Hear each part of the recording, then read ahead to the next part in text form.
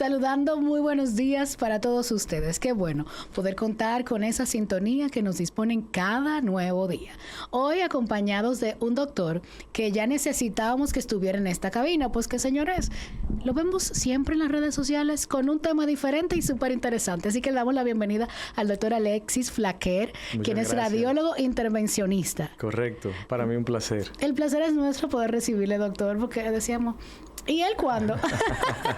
No, para mí el placer estar contigo en esta tarde y compartir con todo tu público temas de interés de salud. El honor es todo mío. Muchísimas gracias. Vamos a iniciar por eso, diferente no como normalmente iniciamos este programa. Sí, claro. El hecho de verlo a usted tan activo en las redes sociales, hablando de temas como uno de los que vamos a tocar el día de hoy, como el vape, ese compromiso también médico y social, ¿era algo que le gustaba hacer o es algo que de repente hace porque hay que estar en las redes sociales? Pues si te soy totalmente honesto, es algo que no hacía usualmente previo a esta parte del ejercicio profesional médico como tal. No era de los bloggers que presentan muchas cosas en las redes sociales desde el punto de vista personal, pero sí hoy en día hemos visto la necesidad de educar cada día más y concientizar a la población, sobre todo en temas que no siempre son de todo el conocimiento para la población, incluso población médica de otras especialidades. Entonces, por eso comenzamos en este viaje de lo que es la concientización y la educación en ciertos temas en específico, en los cuales, pues en mi caso, pueda tener cierto grado de expertise o conocimiento, obviamente con las limitantes que lleva cada especialidad, ¿no? Radiólogo intervencionista. Correcto. ¿En qué consiste eso? La radiología intervencionista es una rama de la radiología, que es la ciencia que estudia toda la parte de las imágenes médicas, todo lo que es la resonancia, la tomografía computarizada, todo lo que es el ultrasonido. Pero en este caso, la radiología intervencionista mezcla o añade lo que son los procedimientos de mínima invasión. Son los procedimientos que en la mayoría de los casos te evitan tener que pasar por un procedimiento quirúrgico abierto. Por consiguiente, son procedimientos que puedes hacer con una mínima invasión y guiados sobre todo, que es la parte que le da seguridad a ellos, guiados por imágenes. O sea que en ese caso es una mezcla entre lo que es la radiología y la cirugía de mínima invasión. Es un híbrido entre ellos ahí. Usted habla de procedimientos. ¿Cuáles serían algunos de esos que comúnmente conocemos que yo puedo relacionarlo con el doctor Flaquer? Claro que sí. El más frecuente de todos y por el cual la gente siempre hace el clic y conecta son las biopsias percutáneas guiadas por imágenes. Por ejemplo, las biopsias de mama, que son tan frecuentes, son guiadas por un ultrasonido, por sonografía. Biopsias de tumores pulmonares, por ejemplo, que son guiadas por tomografía. Biopsias de hígado, de páncreas, etcétera. Biopsias casi prácticamente en toda la anatomía que sean guiadas por imágenes y que se realicen de manera percutánea o cerrada, no mediante una cirugía abierta, en la mayoría de los casos están indicadas a ser realizadas por un radiólogo intervencionista. Ustedes también, recientemente tuvimos la participación de una doctora endocrinóloga, que hablábamos del tema del cáncer de tiroides. Correcto. Y también de los nódulos. Correcto. Cuando a una persona, por ejemplo, ahora que estoy relacionando los casos, le indican una biopsia en esos nódulos, ¿vamos con un radiólogo intervencionista, por ejemplo? Es una de las opciones. Hay también endocrinólogos que están entrenados a hacer biopsias solo de tiroides, en este caso, por ejemplo, pero también en la mayoría de los casos lo puede hacer un radiólogo intervencionista. ¿Cuáles son los casos que estamos viendo en el día a día de cara al paciente dominicano? Y que nosotros podemos hablar aquí de estadística que leemos, pero ustedes están ahí, a tú con el paciente. Pues hoy en día, te soy sincero, la estadística nuestra, que sobre todo manejamos muchos pacientes que tienen que ver con lesiones que son o sospechosas o altamente sospechosas de malignidad o de algún tumor. Estamos viendo pacientes cada vez más jóvenes, pacientes con lesiones sospechosas de malignidad en pulmón, en hígado, pacientes con lesiones sospechosas en tiroides, también en glándulas importantes como el tiroides. Entonces, cada día más estamos viendo más pacientes con patologías asociadas a malignidad que previamente no eran diagnosticadas hasta posterior a la cuarta década de la vida. Entonces, sí está preocupante esa parte de no sé si influye mucho toda la parte del factor medioambiental y las conductas, pues eso ya es un tema un poquito a abordar, porque sí, realmente estamos viendo cada vez más procedimientos diagnósticos, sobre todo de biopsias y o drenajes de colecciones en algunos casos, asociadas a procesos de malignidad en pacientes jóvenes, cosa que no era tan frecuente hace unas décadas. O sea, que algo a tomar en cuenta. Aquí me manda la pregunta que tengo que hacerles. Y en este punto, ustedes desde su especialidad y desde ese quehacer, estamos diagnosticando más, las personas están buscando más ayuda a tiempo, o realmente hay un factor medioambiental que está incidiendo en que, como usted dice, hasta más personas de un rango de edad que antes no era desconocida, quizás con ciertos padecimientos, lo estén padeciendo? Pues yo creo que sí, yo creo que es un poco de ambas. Yo creo que evidentemente con el advenimiento del acceso a lo que es la seguridad social y a todas las técnicas de imágenes médicas, todo el escrutinio clínico incluso de los médicos hoy en día, pues hace que sí se diagnostiquen antes condiciones que previamente y probablemente pasaban desapercibidos. Pero aparte de eso, considero que hoy en día también influyen los factores medioambientales y conductuales de toda la población en general para el desarrollo de ese tipo de condiciones y ese tipo de enfermedades. Por consiguiente, habría que analizar cuál de los dos prevalece, cuál de los dos es el que más se ha modificado a través de los años, y ahí tomar en cuenta eso un poquito para lo que es el screening o el tamizaje de ciertas condiciones que se ha visto un avance y una regresión en cuanto al diagnóstico, a la incidencia y en las edades de los pacientes. O sea que hay un poco de ambos. Ustedes son indispensables en el diagnóstico. Sabemos que los especialistas que en áreas clínicas pueden tener esa clínica de Correcto. qué entendemos, pero hasta que no le llega o el resultado del laboratorio o ese resultado de las imágenes diagnósticas, no van a emitir un diagnóstico final.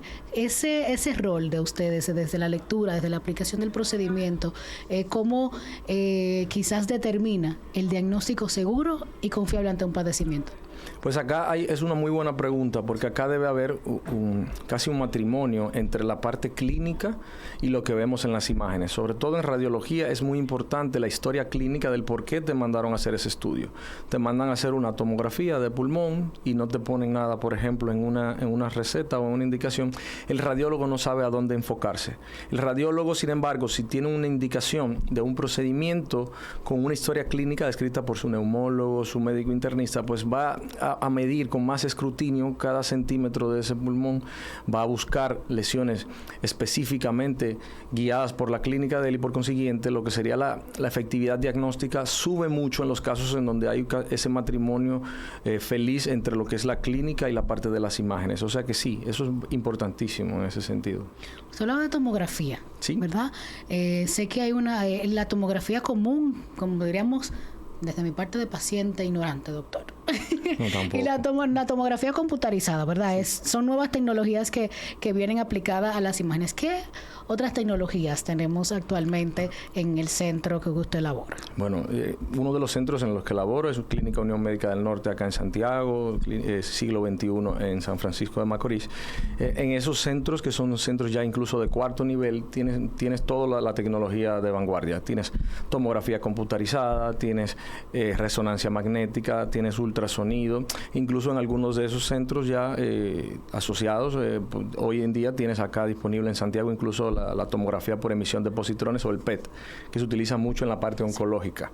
O sea que hoy en día, tanto para la parte diagnóstica como para la parte terapéutica, que eso lo podemos hablar incluso en un conversatorio aparte, hay hoy en día muchísimas novedades que están a la mano de los pacientes hoy en día. Tú mencionabas anteriormente los nódulos de tiroides. Ya hoy en día está aquí, y eso haremos un lanzamiento ya con más formal para esa parte. Pero vamos a estar en el lanzamiento. Sí, claro que sí. Ya tenemos a la disposición la tecnología de ablación por radiofrecuencia de esos nódulos sin tener que extirparte el tiroides, por ejemplo, para unos nódulos específicos del tiroides. O sea que ya hoy en día acá en nuestro país tenemos la mayoría de las tecnologías que están en vanguardia, tanto en Estados Unidos como en Europa. O sea que estamos en muy buen nivel en cuanto a salud. Por eso es que hoy en día se habla ya de turismo de salud. Ya hoy en día vienen personas de otros países a atenderse desde el punto de vista clínico y quirúrgico acá en nuestro país. O sea que estamos, yo creo que hoy en día muy bien parados en ese sentido.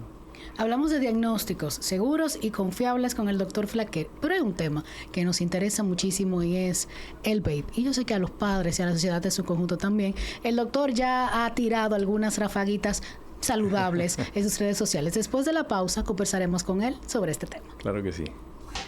Conversamos con el doctor Alexis Flaquer, radiólogo e intervencionista, ¿así verdad? Correcto, sí. Entonces, antes de ir a la pausa, hablábamos, yo sé que la gente está ahí esperando como los temas que desatan el morbo y qué es lo que va a decir, pero antes de eso, doctor, participé recientemente en un simposio y un un especialista de trayectoria, comentaba, incluso habían también radiólogos y residentes de...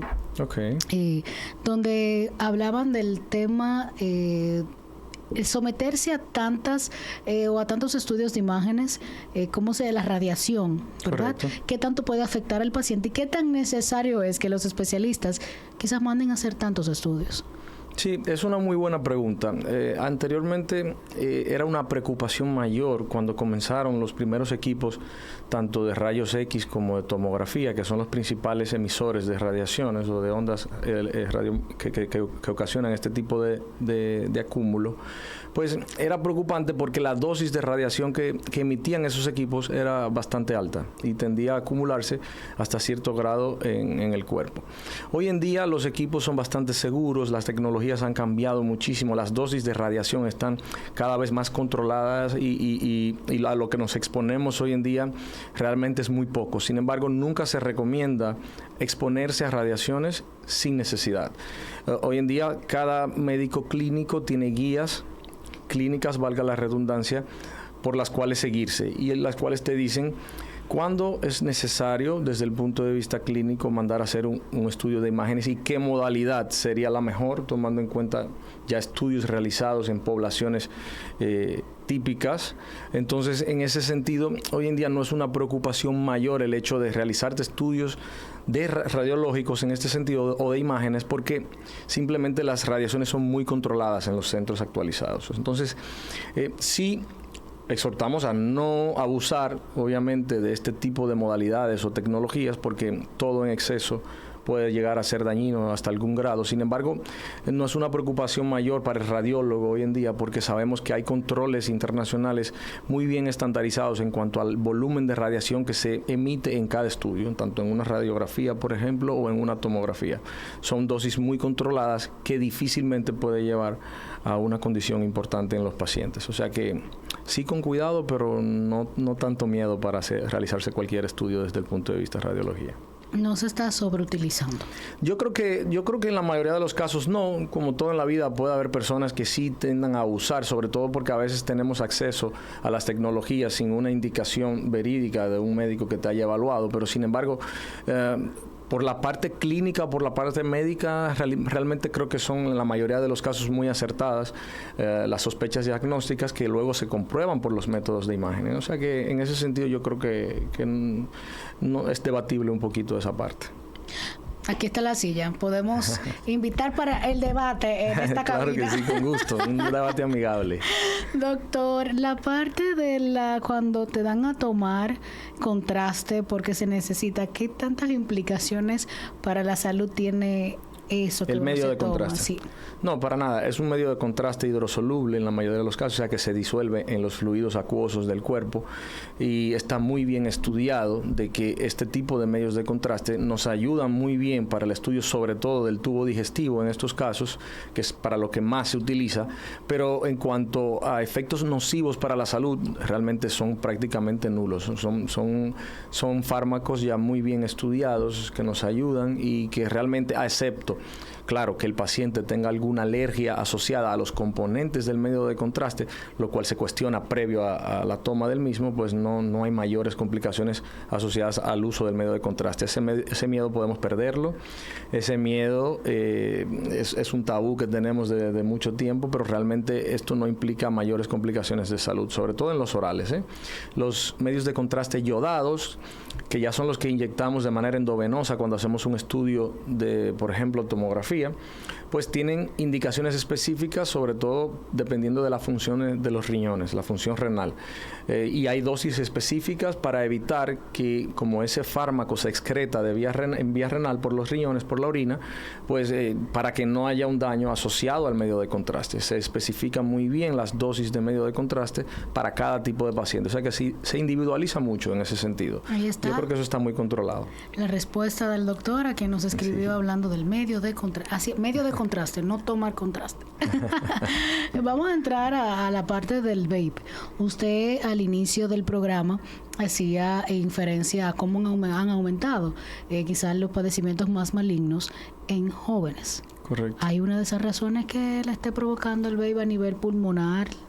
y demás. Sí, bueno, esta práctica que actualmente es muy famosa, muy en boga, y no solo por los jóvenes. Vemos incluso ya pacientes mayores que iniciaron a utilizar los cigarrillos electrónicos o los vapers como un método de dejar de fumar y que posteriormente se volvieron adictos a utilizar el cigarrillo electrónico. Los cigarrillos electrónicos en un inicio fueron pensados para eso. Tenían una carga de nicotina que los pacientes se supone que era menor a la carga de tabáquica que utilizaban, tomando en cuenta la cantidad de cigarrillos que fumaban. Sin embargo, luego se dieron cuenta de que los pacientes se volvían igual adictos a los cigarrillos electrónicos porque también contenían nicotina, aunque menores dosis, y ellos no dejaban de usarlos. Hoy en día sí tenemos, yo creo que un problema social en cuanto a la sobreutilización de estos cigarrillos electrónicos y al mal uso de ellos y a los excesos a los que conlleva la utilización de los mismos, sobre todo porque ya han venido nuevas fórmulas que se le añaden que tienen diferentes químicos que no fue para lo que fueron pensados en un inicio. Entonces estamos viendo muchas complicaciones de salud asociadas al uso de cigarrillos electrónicos en abuso y por consiguiente problemas importantes en nuestros jóvenes. Esas imágenes, vimos una TikToker que publicó una de cómo le había dicho cómo estaban sus pulmones y eso, o sea, uno que no lee bien imágenes y uno ve, ¿verdad?, sombras, Sí. Pero ven acá, ¿qué será ustedes que sí las imágenes no le van a mentir y que saben lo que están viendo y el daño que se ha hecho? Eso es correcto. Ese caso en específico fue un caso de un joven de 24 años de edad que presentó una neumonía complicada con un derrame pleural izquierdo. O sea, lo que estamos viendo en cuanto a los patrones de enfermedad en estos pacientes son los siguientes. Estamos viendo neumonías muy complejas que anteriormente no se presentaban en pacientes jóvenes con un sistema inmune adecuado, fortalecido, robusto, y que hoy en día estamos viendo neumonías que parecen o que eran asociadas a pacientes inmunocomprometidos, a pacientes envejecientes, etcétera. ¿Por qué? Porque se ha estudiado de que esta cantidad de partículas que se encuentran disueltas en el líquido que se les pone a estos cigarrillos electrónicos pueden llevar incluso a cicatrizar la vía aérea de estos pacientes. También se ha asociado en algunos artículos de revisión, sobre todo en Estados Unidos y en Europa, de que tienden a disminuir de alguna manera lo que sería la respuesta inmunológica de estos pacientes y por consiguiente cualquier exposición a gérmenes, bacterias, viruses en el ambiente pues tiende a causar mayor daño pulmonar que un paciente que no use este tipo de dispositivos. Entonces sí, estamos viendo destrucción de parénquima pulmonar, daño alveolar asociado al uso directamente e indirectamente de este tipo de dispositivos de cigarrillos electrónicos, sobre todo por el abuso de ellos. O sea, hay un abuso indiscriminado. También hay otra cosa que se está estudiando mucho hoy en día y es que a diferencia del tabaco, es muy difícil que una persona comparta un cigarrillo boca a boca con una o más personas, igual con un tabaco. Sin embargo, las prácticas diarias que podemos ver en la calle, en cualquier centro de diversión, es que estos cigarrillos electrónicos tienden a ser compartidos de boca a boca entre una persona y otra, y hay cruces de gérmenes entre una cavidad oral y otra. Recordemos que en la cavidad oral, por más que no lo queramos aceptar, es una de las localidades donde más proliferación bacteriana existe. Entonces, imagínense lo que significa estar compartiendo las bacterias de una persona y otra sin ser tu familia, tu pareja, ni mucho menos, sino que una persona amiga de la calle de la cual no sabemos cuáles son sus hábitos de higiene. Por consiguiente, eso ha hecho que el cruce de bacterias haga bacterias mucho más resistentes. Es una teoría de las que existen, que quizás no podemos comprobarlo a ciencia cierta todavía por el poco tiempo que tienen los estudios que se han ido realizando, pero se estipula que pudieran estar formando superbacterias por el cruce de entre una y otra por las prácticas de cigarrillos electrónicos. Sobre los estudios radiológicos, entonces, exactamente, que permiten darse cuenta de todo eso que usted ha dicho a nivel pulmonar, nos gustaría saber un poquito después de esta pausa. Claro que sí.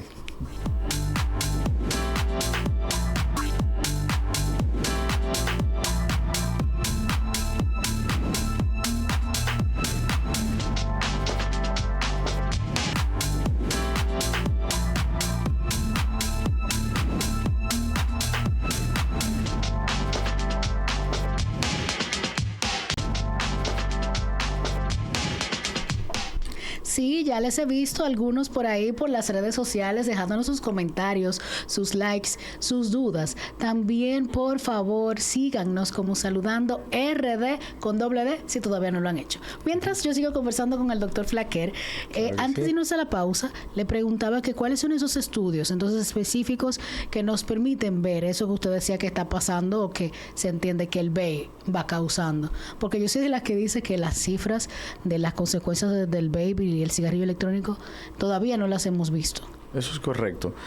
Todavía en las guías clínicas, tanto de neumología como radiología, no existe un tamizaje específico para los pacientes que fuman cigarrillos electrónicos. Sin embargo, lo que se hace hoy en día es que, dependiendo de la sintomatología que tenga el paciente y la evaluación clínica que le haga su médico de base, pues se indican estudios de imágenes para descartar probables complicaciones asociadas. Por ejemplo, un paciente joven, que a pesar de ser joven sin ninguna complicación de salud, llega a un neumólogo o a un médico internista con tos productiva de varios días, fiebres, malestar general, etcétera. Aparte de una evaluación clínica adecuada, probablemente el primer estudio de imagen que va a hacer el neumólogo o el médico internista es una radiografía de tórax.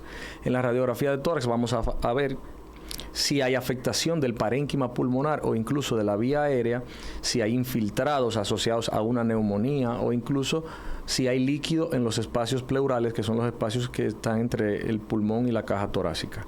Entonces, ese es el primer estudio de inicio, diría yo, desde el punto de vista radiológico, que indican los clínicos, obviamente con una previa evaluación clínica, para tú descartar que no exista daño pulmonar asociado a.